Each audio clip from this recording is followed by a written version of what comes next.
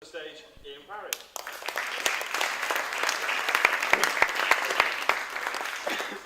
Good evening. My name's Ian Parry. I'm actually a teacher. This is my little girl, Isla, and I hear this a lot at the moment from Isla as to what she wants to be when she grows up. This week it's been a doctor for toys, an ice cream man, and a number of other things. What I want to talk about tonight is what's going on in schools at the moment and some ideas that are changing education at the moment and some other things that I feel that we could all help with possibly. How much has changed since we were at school in most classrooms? Not a great deal. A few years ago, some significant things happened in my career, in my life. And the first one was I read this book called Finding Your Passion Changed Everything by a guy called Sir Ken Robinson. And this got me thinking, how good are we as educators at actually exploring passions for students, and how good are we actually meeting those passions? This is another guy called Carl Fish, who put a sequence together called Shift Happened, which had quite an impact on my career, to be honest, when he put that together.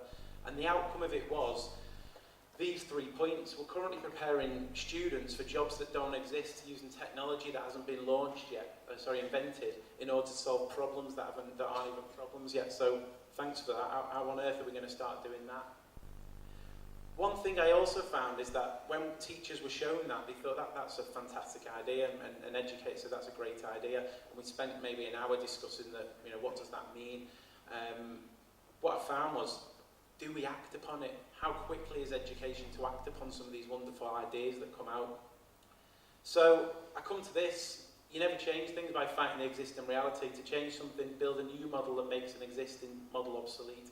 And this is something I feel quite passionately about. If something isn't working, then we need to change it quite quickly. This is one thing that I feel is changing things, and this is something I'm involved in. I'm the Vice Principal at Liverpool Sciences UTC.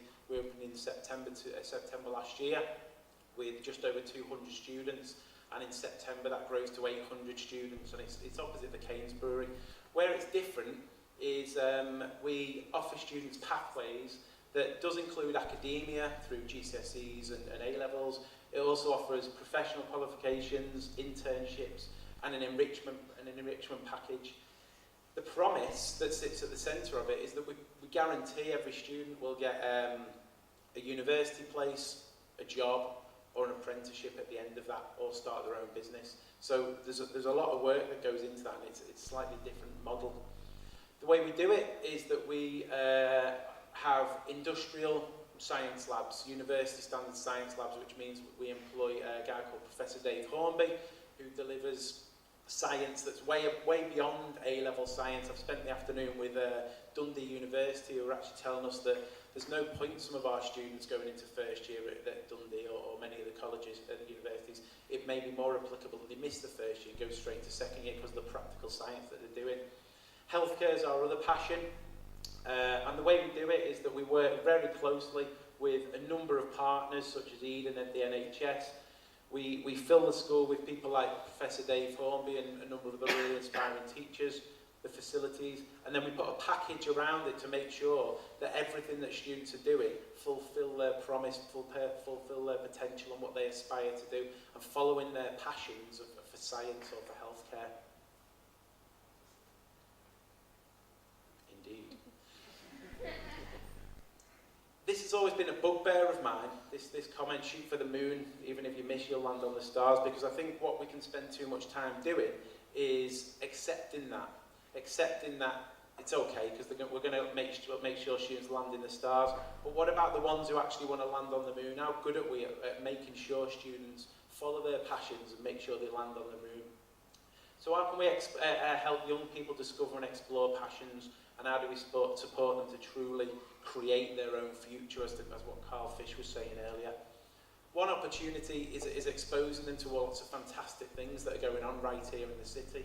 Last year we did TEDx Youth Liverpool, where we got some wonderful people, the guys from Ironbird there, and we exposed students to lots of wonderful things, and Neil was involved in that. Our next idea is to launch a kind of Ignite Youth.